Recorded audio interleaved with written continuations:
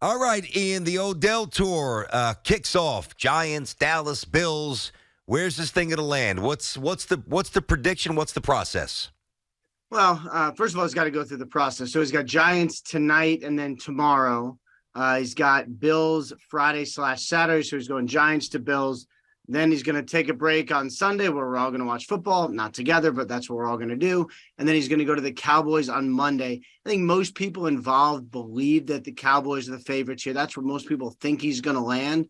But I've seen plenty of times in the past where everyone thinks something and it ends up something different. So I'm withholding judgment. I'm withholding conclusion until it all ends. But at least interesting, I would say, that his former team, the Giants, are in the mix enough to do a visit and physical. That's interesting, I say. Yeah, what do you think he needs to hear from the Giants? I mean, we understand the Giants situation, kind of a very unexpected success story thus far. What can they tell him, aside from maybe find some money? And I know that that's a bit of an issue based on the cap, whatever. What do you think he needs to hear from the Giants to make it be the Giants?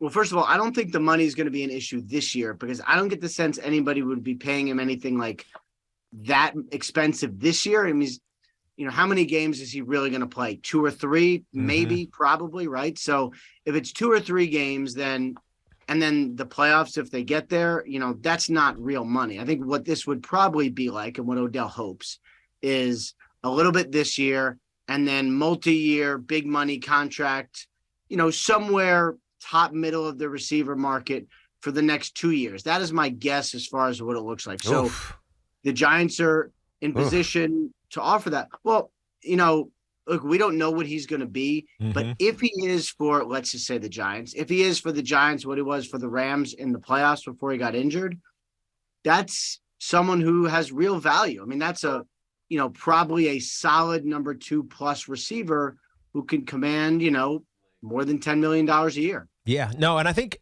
maybe what we're not talking about is that he wants to play this year in the postseason.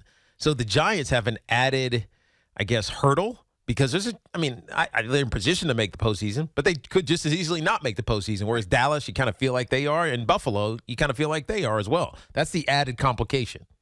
Yeah, I would agree with that. I think for the Giants, you ask, what does he need to hear? I mean, first of all, I don't think anything is going to be the same now as when he played there. So I don't think there's I don't know what fences or whatever need to be mended. First of all, they did a trade for him and put him in a pretty good spot. And I think at that point he was into it. So it's not like they need to apologize or anything to him. And it was a different regime. It was a very different regime. Like Dave Gettleman was definitely doing that deal, did a pretty good deal, honestly, looking back.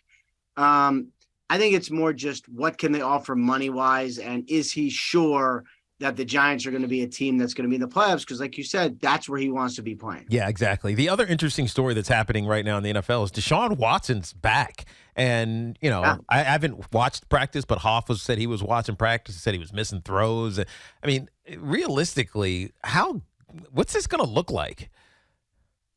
To me, it's going to look like a really good quarterback playing for a pretty good football team. I mean, there's all the other stuff with DeShaun. We have spent a year talking about it. It is all bad. The allegations, the 11-game suspension, the $5 million fine. We've filled many shows on that. I mean, I'm happy to talk about it if you want, but from a football standpoint, I think he's going to be really good. And I know he's probably going to be rusty, but I think people forget, this is one of the most talented quarterbacks in the NFL. He's probably a top 5 guy, or at least a top 10 guy.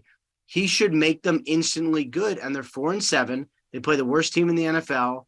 They could be 5-7 after he knocks off a little rust. I would say, just from a football standpoint, they're going to really be a team to watch. Well, and I'm with you.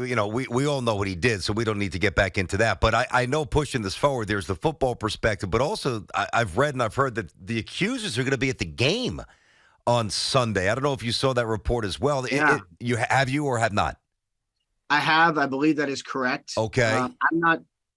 I'm not so sure I understand. They all settled, right? So yeah, I don't sort of understand, but I guess I don't know. Oh, I was just going to ask you, what does the NFL expect? I mean, that's the last thing that they want. Are they putting anything in place to, I don't want to say mitigate their presence. That seems a little bit callous, but let's face it, if you're the NFL, that's the last thing that you want is that visual. What do they expect? What are they going to do? Yeah, I mean, first of all, it's an interesting thing because if you look at the TV map, not a lot of people are going to be watching this game anyway. Like, it's one of the lowest sort of viewerships that I can remember from a game. Huh. So it's not, the Texans are terrible. So, and the Browns are not very good either. So maybe that's a reason why. But I do think it's going to be a little bit in the shadows. Can't do anything with the women who are going to be there. But because what you don't want is to prevent them from doing anything. They are allowed to go to the game. Obviously, if they want to make a protest, they are certainly more than allowed to do that. Yep. I think it's really just not a lot of people are going to watch it. And I mean, how many people are going to be in the stands? Texans have not exactly been filling up the stands. So this game will happen. I just don't know how many people will actually be watching the real football Well, game. but even if there's not a great viewership, and there's not going to be, it's a dull game. We all know that. There's this thing called social media.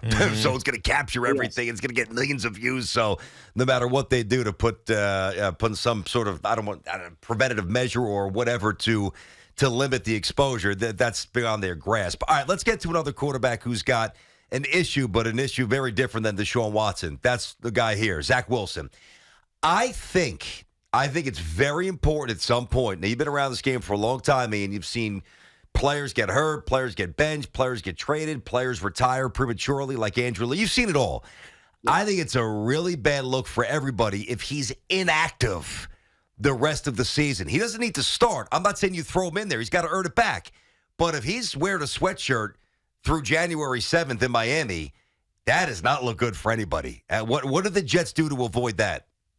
See, this is my personal opinion, not from a Jet source, but I don't care about that. I think you have to, but go ahead. But here's the only thing that matters.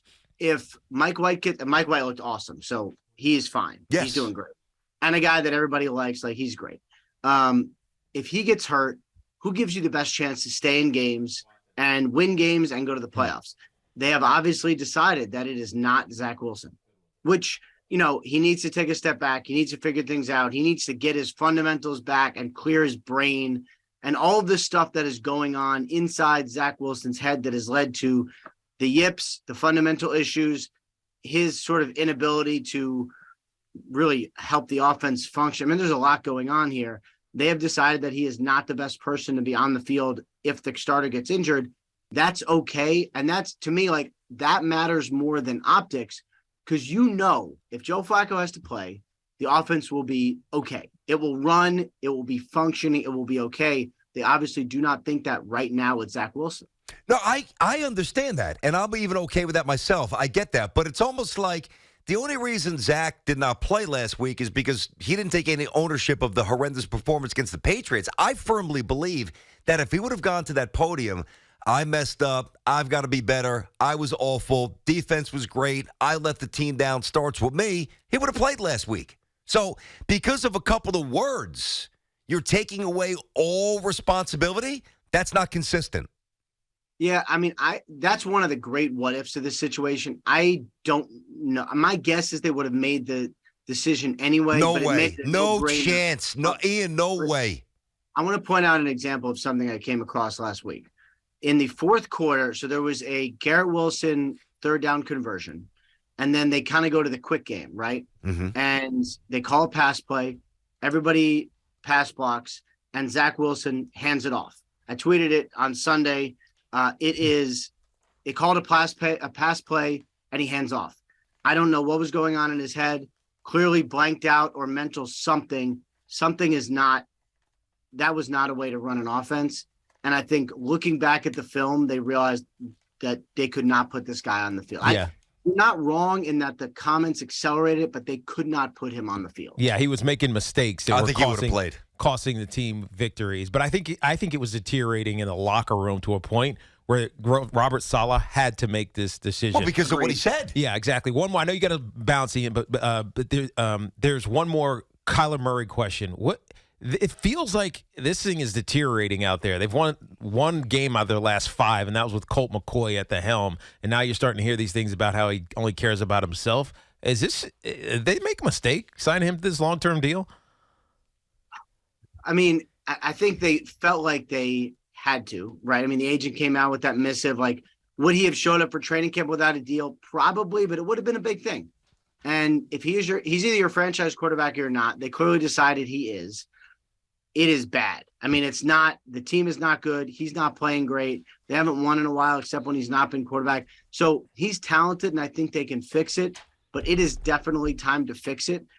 I don't know that they made a mistake, because it would have been probably, to me, worse had they not signed the deal. It is just on them, like, can they fix it? So what does that mean?